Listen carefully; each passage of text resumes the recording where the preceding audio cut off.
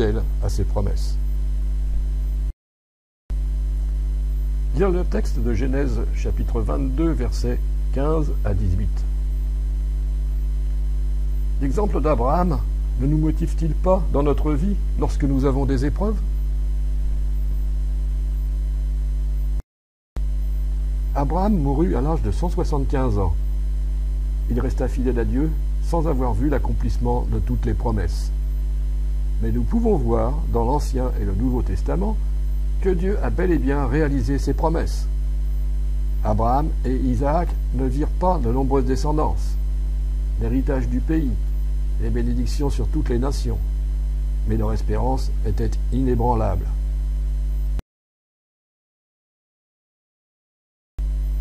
Abraham mourut à l'âge de 175 ans. Il resta fidèle à Dieu sans avoir vu l'accomplissement de toutes les promesses. Mais nous pouvons voir dans l'Ancien et le Nouveau Testament que Dieu a bel et bien réalisé ses promesses.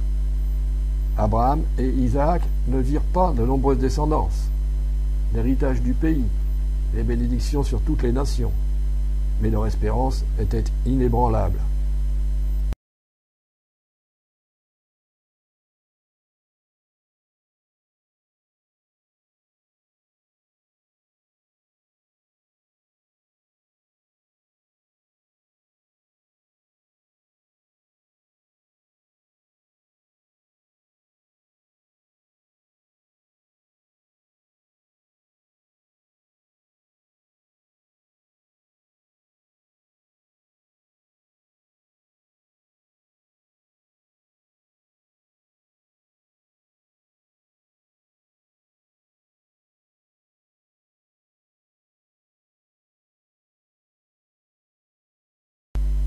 L'alliance qui s'est faite à la sortie d'Égypte concerne le peuple d'Israël. Cette alliance traitée entre Dieu et Israël avait pour but de réaliser la dernière promesse de Dieu. Toutes les familles de la terre seront bénies par ta prospérité.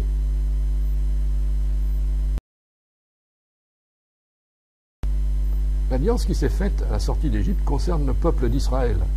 Cette alliance traitée entre Dieu et Israël avait pour but de réaliser la dernière promesse de Dieu. Toutes les familles de la terre seront bénies par ta prospérité.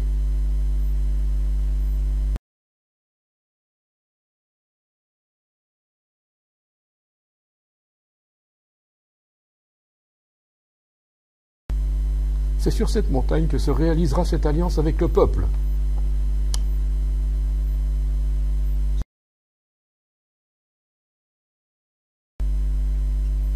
Lisez, si vous voulez, le texte de Deutéronome, chapitre 5, versets 1 à 5. Vous avez devant vous le texte que Dieu communiqua à Moïse pour le peuple.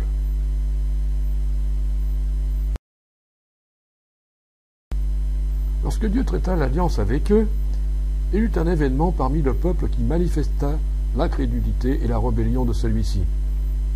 Lorsque Moïse monta sur le Sinaï pour recevoir les ordonnances de l'alliance, le peuple demanda à Aaron, frère de Moïse, de leur fabriquer une idole afin de l'adorer. À cause de ce péché, cette génération ne verra pas le pays Canaan, mais Dieu les enverra au désert pendant 40 ans. Moïse et les tables de la loi. Ce fut la génération suivante qui allait recevoir la terre promise. Cette alliance traitée avec Israël comportait de nombreuses prescriptions, notamment les 10 commandements. Le tabernacle. L'alliance du Sinaï avait des prescriptions très précises concernant les offrandes et les sacrifices.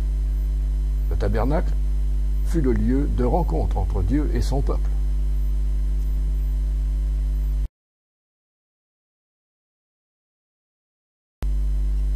L'intérieur du tabernacle. Le tabernacle donnait une instruction sur la nature divine, notamment sa sainteté et sa miséricorde.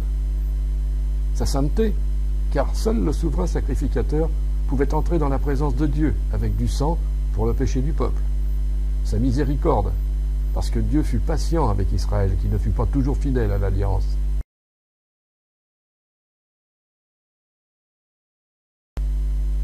Le souverain sacrificateur. Dans ce tabernacle, il y avait 2 pièces, l'une appelée le lieu saint l'autre le lieu très saint. C'était dans le lieu très saint que le Dieu manifestait sa présence. Le souverain sacrificateur était une personne très importante en Israël, car il était le médiateur entre le peuple et la sainteté de Dieu.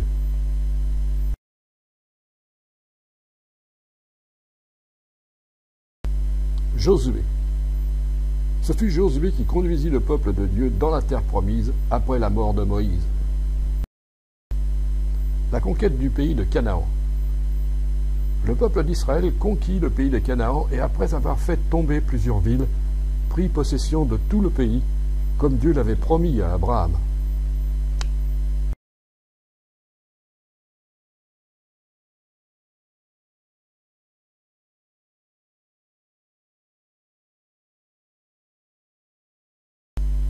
La conquête du pays de Canaan.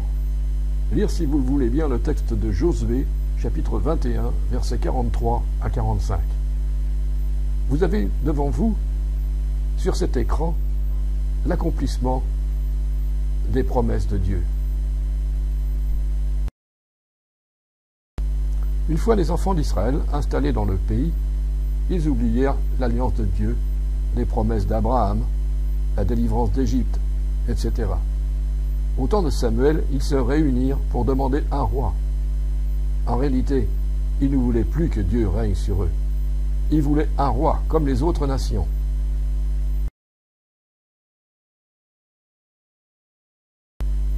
Vous avez devant vous le texte de 1 Samuel, chapitre 8, versets 7 à 9. Celui-ci stipule le rejet de Dieu par le peuple. Les rois en Israël conduisirent le peuple souvent dans l'égarement, faisant des alliances avec des nations idolâtres. Pourtant, malgré tant d'injustice et d'ingratitude de la part du peuple, un homme fut agréable à Dieu. L'alliance avec David.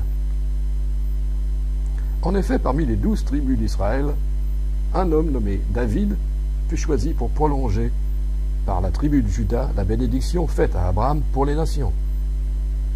Si Abraham, Isaac, Jacob ont eu de nombreux descendants, ce fut par David que ses descendants que le Messie est venu.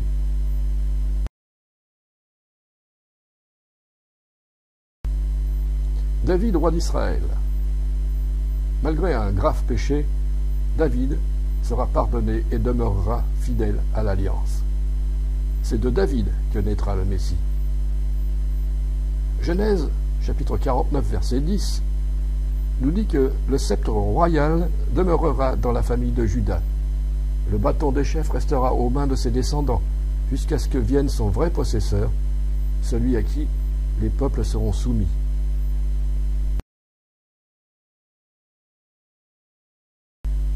Lire le texte de 2 Samuel, chapitre 7, versets 12 à 16.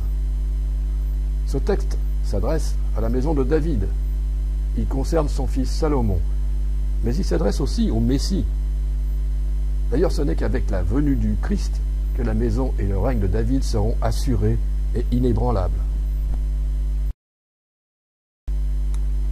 La captivité d'Israël en Assyrie et à Babylone. Après la mort de David, le peuple s'éloigna de plus en plus de l'Éternel. Il fut divisé en deux, le royaume d'Israël au nord et le royaume de Juda au sud. Malgré l'intervention de plusieurs prophètes, Israël ne changea pas. Dieu livra le peuple entre les mains des Assyriens et des Babyloniens. Cependant, il n'abandonna pas son peuple. Il revint en Palestine et reconstruit Jérusalem et le temple. Le pays d'Israël au temps de Jésus. Le peuple d'Israël avait cessé d'adorer les idoles. Pourtant, au temps de la naissance de Jésus, la loi de Moïse ne fut plus connue dans sa pureté. Les docteurs de la loi et les chefs du peuple avaient ajouté des traditions humaines. Israël n'était plus comme au temps de David. Il était sous la domination de l'Empire romain et attendait la délivrance. Alliance de Dieu par le Messie. C'est justement dans cette situation religieuse et politique que le fils de David arriva. Nous allons voir maintenant que Dieu traita une nouvelle alliance avec Israël et les autres nations. S'il vous plaît, lisez le texte de Luc, chapitre 1, versets 30 à 34. Ce texte nous montre l'accomplissement de la prophétie de 2 Samuel, chapitre 7. Mais celle-ci ne prend toute sa valeur que lorsque Jésus est ressuscité des morts et qu'il est monté à la droite de Dieu. Depuis sa résurrection, Jésus règne sur la nation d'Israël.